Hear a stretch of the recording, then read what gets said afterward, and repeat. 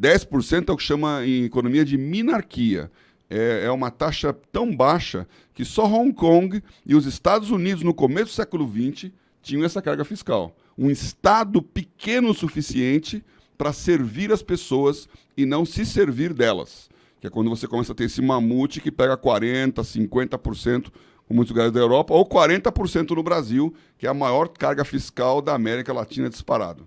Então, essa classe, ela não manda, ela serve. E ela tem o poder. Por quê? Porque ela ganha a média do que as pessoas ganham. 10% significa o dízimo de cada tribo. Então, o levita, ele não é dono dos meios de produção. Ele depende de quem produz, dê dízimo, e ele vai ganhar, na média, 10%. Como o cara deu 10%, ele fica com 0,9%. Né? Como o levita também tem que dar dízimo, alô, pastores, vocês também têm que dar o dízimo. Então, se eram 11 tribos pagando, eles tinham 1,1. Aí vamos na matemática. Eles ganhavam 1,1, como eles davam o dízimo de 0,11, ficava com 0,99. Então, um levita tinha 0,99 da média nacional e cada tribo ficava com 0,9. Ou seja, o levita ganhava 10% a mais do que a média dos contribuintes. Hoje seria uma revolução em Paulo Júnior se os pastores aí ganhassem 10% a mais do que a média da sua igreja. Porque alguns ganham muito pouco e são escravos dela, e outros ganham muito e são donos dela. Mas eu vou mudar muito de assunto aqui. Então, só para voltar aqui... Mas, na verdade, Paulo, você não está mudando de assunto, porque isso tudo tem a ver com esse processo orgânico de ser igreja. Quando Deus estabeleceu o povo de Israel, estabeleceu como uma figura e não como uma metodologia.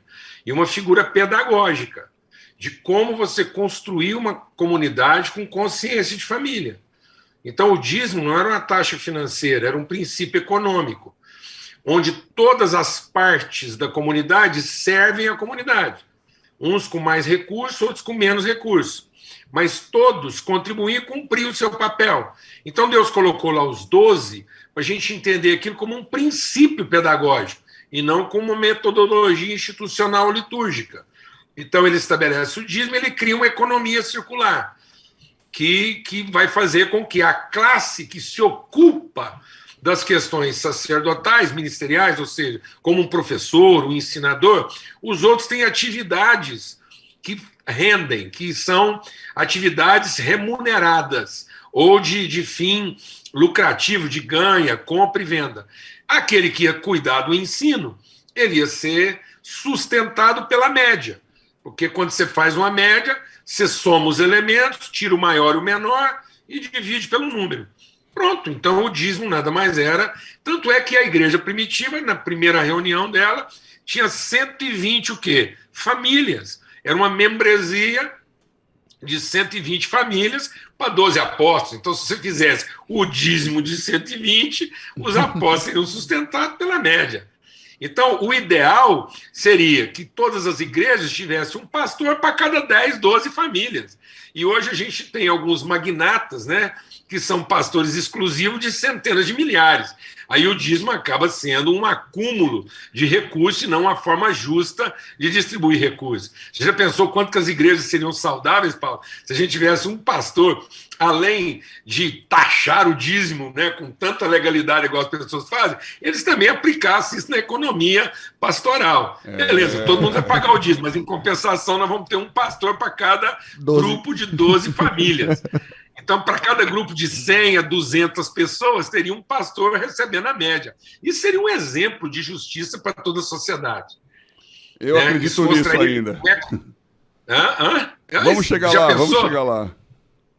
Tá bom? Se nós tivéssemos um professor para cada grupo de 200 pessoas, né? É mais ou menos isso. Então, o interesse do pastor também em cuidar dessas vidas seria, não o interesse, mas a capacidade de prestar atenção nas pessoas e estar ali no dia a dia e ser uma ferramenta de transformação na vida delas ia ser muito maior também. Então, ele seria mestre, né?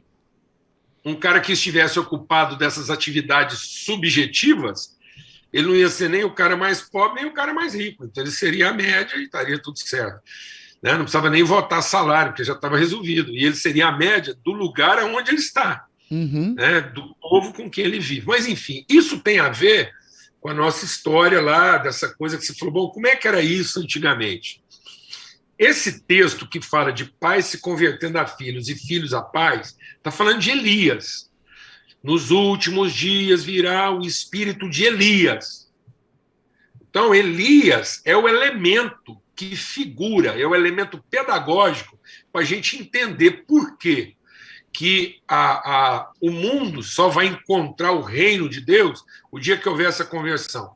Porque o Elias, como profeta raiz, Elias era profeta. Era profeta por atividade exclusiva, era profeta de tempo integral nos conceitos antigos. Só que o Elias tinha um defeito genético. Não lhe faltava poder, mas lhe faltava história, porque nos tempos de Elias, todo profeta tinha pai. O Elias é o único profeta que aparece e ele não tem pai.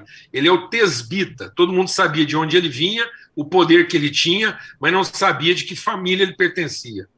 Então ele era um órfão institucional, ministerial. Era um pastor de carteirinha, um profeta como não houve nenhum outro. E você pensa que Jesus, como filho, está colocado em dois elementos figurativos do Velho Testamento. O Velho Testamento é configurado por Moisés e Elias. Quando Jesus é glorificado, ele está entre a lei e os profetas. E os dois elementos que figuram a lei e os profetas são personagens órfãos de pai. O Moisés não conheceu o pai dele e o Elias não sabia quem era o pai dele. E são homens de muito desempenho, de muita performance, mas com crise familiar. O Moisés tirou o povo do Egito e não circuncidou nem o próprio filho. Moisés é o único caso bíblico de uma criança circuncidada pela mãe, porque quem circuncidou o filho de Moisés foi a mulher dele, não foi ele. Uhum. Então você ter a noção dessa gravidade, que você pode ter alta performance, alta competência, muita expressão de poder e orfandade. Então você tem a maior crise social, que é competência desassociada de consciência, que é habilidade dissociada de identidade e propósito. O Elias faz uma demonstração de poder, e como ele era o profeta, ele matou os profetas de segunda categoria. Ele matou os 300 profetas de Baal, mas ele não conseguiu vencer Jezabel.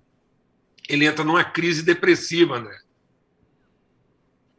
O que demonstração de poder e performance de competência não resolve as questões relacionais. Ele fez tudo aquilo e entrou em depressão porque estava sozinho.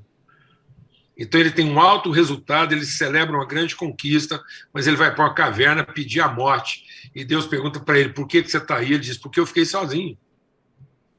Se sentiu desamparado. O Brasil é o campeão mundial de ansiedade e depressão. Estatística.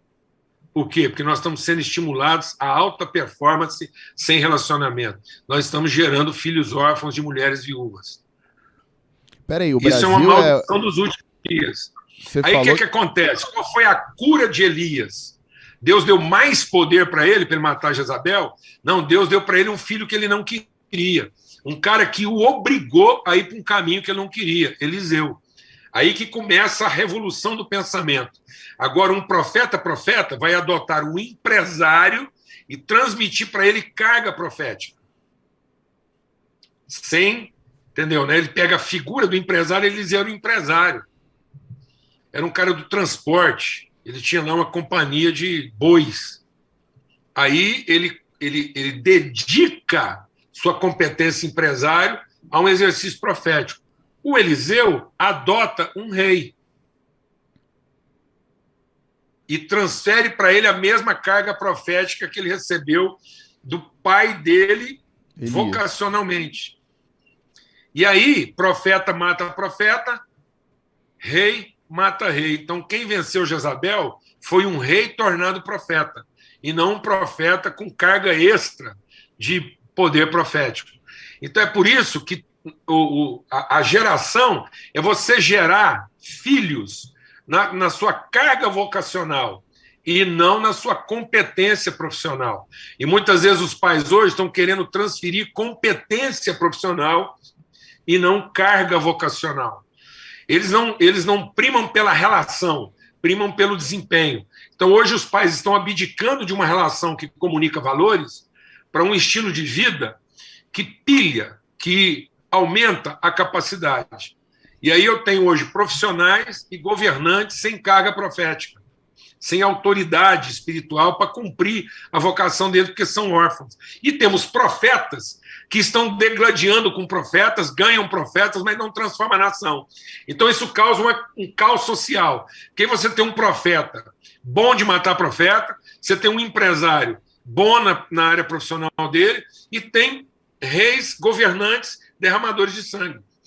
O Jeú, para vencer a Jezabel, nem pôs a mão nela. Ele só entrou no palácio, ela pulou da torre. Então não venceu com poder. Ele não venceu com poder, ele venceu com autoridade.